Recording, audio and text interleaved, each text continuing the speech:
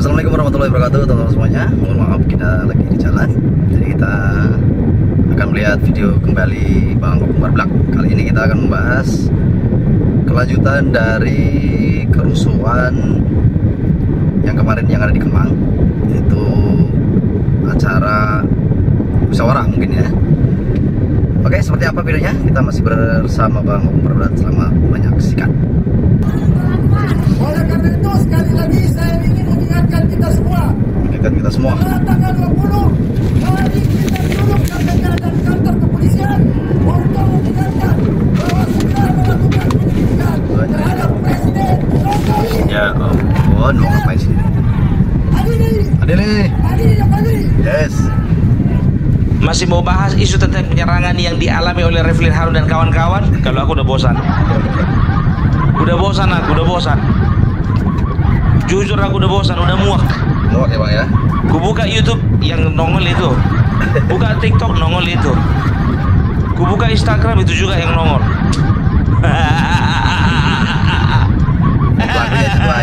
Dan tahu kalian ya, dengan berkembangannya isu mengenai penyerangan ini, salah satu orang yang keberatan adalah Refli Harun. Kenapa bilang? Dia keberatan karena apa? Karena nggak ada lagi yang mengangkat isu fufu apa. Papa udah lenyap. Tidak ada beritanya lagi. Kenapa kalian bahas ini? Pikirnya gitu kan, fufu Fafa loh, jangan lupa fufu Fafa. Itu diakuinya di LC, biar tahu kalian, diakuinya. Saya melihat bahwasanya semenjak ada kejadian itu, banyak konten kreator dan YouTuber nggak mau lagi bahas fufu Fafa. Mereka jelas ya. Aduh, nampak kali motivasinya kan. Memang ini manusia ya yang paling senang berselancar di atas masalah fufu Fafa. Aku tanda tanya Refli, entah kau yang bikin. Nanya aku ya, nanya, bisa kan nanya kan? Kan gampang aja tinggal jawab iya, tidak. Atau kok kenal sama yang bikin? Bagus. Kok jadi risau kau? Kenapa kok kau keberatan orang nggak mau bahas bubu apa? Ya sudah maklum kau, sudah mengerti kau ya. Sudah dari sononya yang namanya netizen bahas yang panas-panas. Karena apa? Udah muak, udah enak bahas bubu apa nggak terbukti. Dan tahu kalian, isu fufu apa tenggelam, muncul isu penyerangan, yang disalahkan siapa? Tetap juga yang bikin fufu fafa, Gibran. Apalagi si Ferdinand Hutayan kemarin itu, ya kan? Yang diserang fufu fafa, pembuat fufu fafa yang bikin keonaran. Mas Gibran, maaf ya, situasi Anda belum aman. Masih banyak cara-cara yang dikeluarkan mereka. Situasi di negeri ini yang terjadi selalu dikaitkan dengan Anda. Ya, jujur aja aku bilang, ya kan, orang ini masa kayak gitu beraninya sama anak kecil lah. Karena apa? Ngelawan yang di sampingnya mana berani dia. Lawanlah Prabowo kalau berani. Ternyata kecil-kecil cabai rawit, ya kan, kecil-kecil itu yang paling menggigit. Karena tahu orang itu, walaupun kecil-kecil si Gibran ini nggak dapatan orang ini gara-gara ini. Ini si Gibran ini salah satu yang akan mematikan langkah-langkah orang ini. Sikat udah jadi ya. Udah dengar berita kalian? Kalau sebentar lagi Din Samsudin akan diminta keterangannya sama polisi. Bos lah. Din Samsudin. Udah dengar belum? Makanya baca berita. Ya, jadi pihak kepolisian akan memanggil beberapa orang yang hadir di dalam forum tersebut. Ingat ya, jangan menanggapinya dengan sumbu pendek. Jangan kalian bilang kenapa yang diminta keterangan bukan para tersangka. Dengar ini, keterangan itu diminta ya, pertama kepada tersangka, yang kedua kepada korban, ketiga kepada saksi. Gitu. Makanya sumbu pendek jangan dipakai. Dikit-dikit yang kalian salahkan kepolisian, dikit-dikit yang salah kepolisian, kan begitu. Polisi. Ya kan? Jadi mungkin dia ingin tahu apa sebetulnya yang menjadi pemicu dari pertemuan tersebut, apa namanya penyerangan tersebut ya. Tapi sebelumnya ya, aku tunjukkan dulu video ini, mana tahu ada kaitannya dengan Din Samsudin ya. Nah, Assalamualaikum warahmatullahi wabarakatuh. Selamat sore, salam sejahtera bagi kita semua. Waktu Bang Faisal Assegaf hubungi saya bahwa kita mau melakukan konsolidasi untuk menyeret, jangan pakai kata menyeret, membawa keluarga Budiono ke meja hijau, maka saya bilang sama Bung Faisal, sampaikan sama Al Jazeera, ya, sama panitia-panitia lain, bahwa karena kebetulan kemarin waktu tragedi di Kemang, saya juga datang walaupun saya terlambat, dan saya melihat waktu selesai, saya melihat para preman itu dibagi-bagikan duit dan di situ ada polisi. Jadi saya bilang sama Bung Faisal, bener gak nih? Kasih tahu sama Al Jazeera besok, kalau misalnya acara ini tiba-tiba diintervensi oleh polisi, mudah-mudahan ada polisi di sini atau preman, dan kemudian meminta acara ini dibubarkan seperti kemarin, maka bilang sama mereka bahwa kita tidak akan pernah mau bubar dan acara terus dilanjutkan. Duit masih banyak, teruskan. Kita lawan. Nah, makanya saya bilang, misal kalau udah klub itu, maka saya bersedia mengundang. Karena terus terang, kemarin saya kecewa sekali di Kemang, karena ternyata hotel itu yang punya penakut. Kenapa saya katakan penakut? Ketika polisi sudah datang dan disuruh menghentikan acara itu dihentikan. Itulah yang terjadi kemarin. Padahal sebenarnya menurut saya nggak perlu dihentikan. Kalau pemilik ruangan itu tetap mengizinkan, kita tetap bisa melanjutkan acara. Tapi mereka takut dan tidak melanjutkan acara. Oke, itu yang pertama. Kemudian, karena waktunya singkat, saya ingin katakan begini, bahwa penyakit orang Indonesia itu mudah melupakan, satu. Kemudian kedua, mudah memaafkan. Oleh karena itu, saya khawatir bahwa setelah tanggal 20 nanti, ternyata kita semua yang ada di ruangan ini tiba-tiba lupa terhadap kejahatan yang dilakukan Jokowi. Jangan lupa ya. Oleh karena itu, supaya kalian semua tidak lupa dan kita berkomitmen di ruangan ini, siapapun yang ada di ruangan ini, kita harus konsisten menyatakan bahwa setelah Jokowi berhenti tanggal 20, 2 hari atau 3 hari setelah itu, maka kita harus rame-rame datang ke KPK atau ke kepolisian, mengingatkan aparat penegak hukum agar supaya segera melakukan penyelidikan terhadap keluarga Budiono. Karena kita tahu persis, kalau keluarga Mulyono atau Pak Jokowi tidak diadili, maka saya sangat yakin bahwa presiden-presiden selanjutnya akan melakukan pelanggaran-pelanggaran hukum seperti yang dilakukan Jokowi. Oleh karena itu, sekali lagi saya ingin mengingatkan kita semua, setelah tanggal 20, mari kita geruduk KPK dan kantor kepolisian untuk mengingatkan bahwa segera melakukan penyelidikan terhadap Presiden Jokowi. Ya, adili Jokowi. Terima kasih. Udah kalian dengar? Jadi udah tahu lah inti pertemuannya kan? Jadi Bapak Polisi tolong ya video yang tadi pertanyakan dulu mengenai pertemuan mereka. Sama Pak Din Samsudin, Said Didu, kira-kira gimana? Ada nggak pembahasannya sama dengan dibahas Abraham Samad tadi? Udah ngerti kalian kan apa maksud dan tujuan orang itu?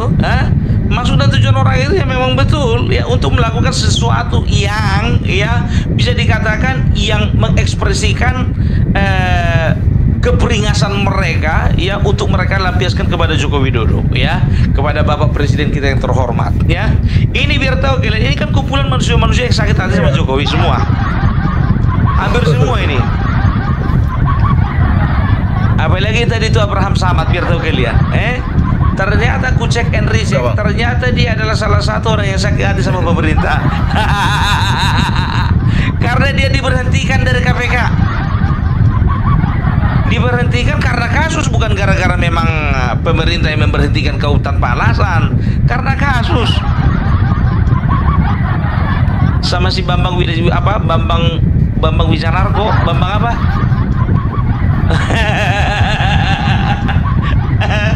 Aduh. Yang satu gara-gara masalah apa ya? Pokoknya ada masalah lah orang ini ya. Yang satu lagi kalau tidak salah menyuap saksi atau mempengaruhi saksi. Oh, kalau Bambang W itu, Bambang Widianto kalau nggak salah, Bambang W itu dia itu mempengaruhi saksi ya. Jadi mereka itu adalah contoh-contoh pimpinan KPK yang memang sebetulnya harus diganti ya kan, karena memang mereka tidak memiliki kredibilitas di dalam bertugas ya. Tapi ketika mereka diberhentikan sakit hati, langsung bikin provokasi. Refli Harun begitu juga, ternyata makin lama tidak ada kemajuan dari BUMN yang dipimpinnya, diberhentikan sakit hati. Syed Didu begitu juga, dari 2015 dia diberhentikan sampai sekarang 9 tahun masih nyimpan sakit hati dia. Dan ada juga beberapa orang yang memang bukan pecatat sih sebetulnya, tapi mereka itu bisa dikatakan orang-orangnya Prabowo dulu ya, yang tidak bisa sekarang di dalam lingkarnya Prabowo. Karena apa? Karena ada orang-orang Jokowi. Sakit hati mereka, sakit hati, itu dia ya. Jadi diusut juga itu Bapak Kapolda ya, kalau bisa bapak-bapak yang ada di kepolisian daerah ya, tolong juga diperiksa video Abraham Samad tadi ya. Apakah video tersebut juga ya mengandung unsur yang membahayakan negara ya. Kalau kau bilang sih memang itu sangat membahayakan ya. Jadi makanya gue bilang, kalaupun ada gerakan-gerakan penyerakan seperti itu berarti mungkin bagi aku ya, mungkin mereka adalah orang-orang yang sudah menganggap kalian itu sudah ditaraf membahayakan. Karena apa? Karena kalian itu racun tikus. Aduh. Itu dia. Jadi Bapak Din Samsudin, nanti kalau misalnya kau ya misalnya dimintai keterangan oleh kepolisian, tolonglah ya, tolong berikan keterangan yang sejujur-jujurnya, jangan ditambah-tambahi. Kemarin kalian bilang polisi tidak tahu, rupanya polisi ada di dalam. Kalian katakan polisi tidak hadir, rupanya polisi hadir. Ya, dan sekarang biar tahu kalian ya, inilah profesionalitasnya kepolisian. Karena apa? Karena ternyata sudah ada 30 anggota polisi yang diperiksa. Jadi itu dia. Jadi jangan kalian itu selalu menuding negara, selalu menuding pemerintah, selalu menuding penguasa yang menjadi dalang dari penyerangan tersebut. Ya gitu ya. Gue bilang sama kalian ya, negara tidak peduli dengan hidup matinya kalian. Mau hidup mati.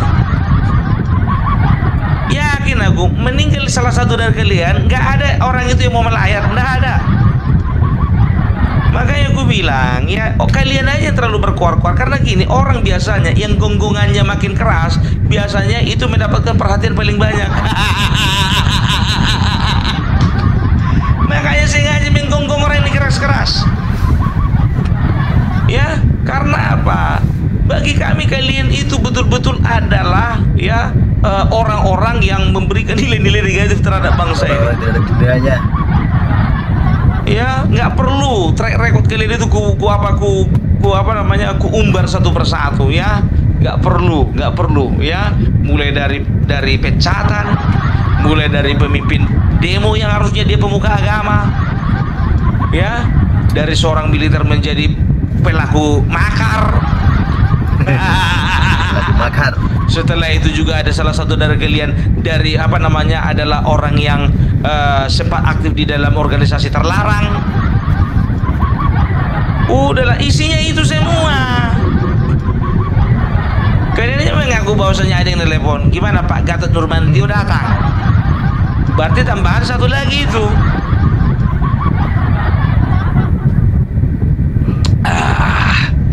Aku cukup lah ya tentang masalah penyerangan ini, cukup sampai di sini aja ya.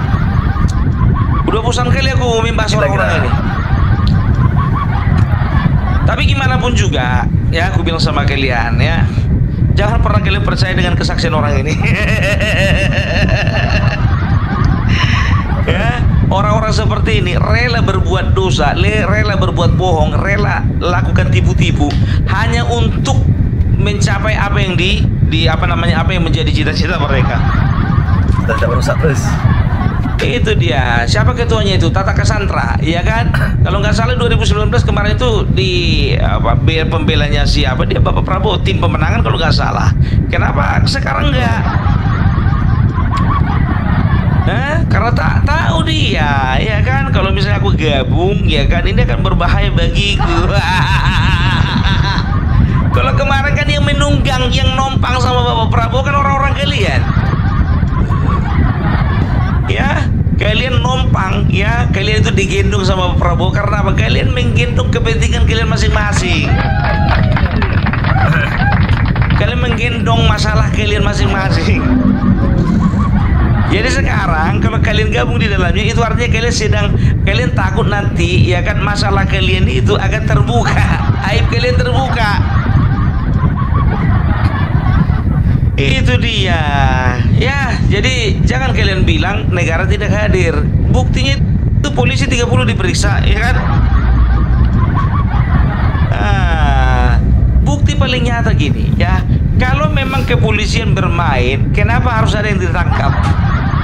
Dilepas dong.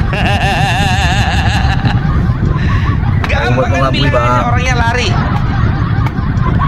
Sekian banyak itu yang nggak ada ketangkap, iya, nggak tahu entah kemana. Kalian sebagai polisi dari di mana profesionalisme kalian? Kami sudah bekerja keras. Bisa ya dijawab sama kepolisian kita seperti itu kan? Tapi ini enggak, ya. Ini menjawab bahwasanya tuduhan-tudingan yang kalian berikan, kalian stempelkan kepada kepolisian Republik Indonesia itu salah besar. Memang ada beberapa oknum yang melakukan hal-hal melencengkan begitu, tapi kan itu oknum, sama kayak kalian. Kalian kan oknum, iya kan? Oknumnya kalian, oknum dari bangsa ini, ya. Namanya bangsa Indonesia selalu berpikir kemajuan dan kesuksesan, ya, keberhasilan atas bangsanya sendiri. Tapi kalau kalian kan enggak, malah sebaliknya yang kalian harapkan. Makin rusuh bangsa ini makin dapatan kalian, makin hancur bangsa ini makin dapatan kalian. Kutanya dulu sama kalian, pesanan siapa sih? Enggak usah tanya-tanya siapa aktor di belakang para penyerang tersebut. Sekarang kutanya sama kalian, siapa aktor di belakang kalian? Jawab jujur aja lah, siapa pendana kalian? Dan apa motivasi dan tujuan kalian? Berulang kali ku bilang, ya, orang ini jujur, ku bilang sama kalian, ya, selama 5 tahun nanti posisi Bapak Gibran Raka Buming Raka, ku bilang sama kalian, ini belum tentu aman. Karena apa? Karena mereka akan melakukan serangan-serangan terus kepada Bapak Gibran, ya, karena mereka tahu bahwasanya power dari seorang wakil presiden itu lemah dibandingkan dengan presidennya, ya. Tapi belum tentu. Belum tentu. Karena Gibran ini wakil presiden beda ini, ya. Kalau misalnya, ya, presiden Presiden SBY, ya. SBY diambil JK, ya kan, karena dia ingin mengambil suara dari timur. SBY ngambil Budiono. Nggak perlu, karena apa? Karena figur dia sudah kuat kan, begitu kan. Nggak perlu pun ada wakil presiden sebetulnya waktu itu tahun 2009 kalau nggak salah, 2009 ya dia bisa menang. Karena apa? Figur dia, ketokohan dia sudah kuat gitu loh, makanya dia mendapatkan suara 60% kan begitu. Nah, Prabowo jujur saja, kalau tidak ada Gibran, gue bilang sama kalian, itu bisa si Ganjar yang menang. Apalagi kalau sudah di-endorse Bapak Jokowi, kan begitu.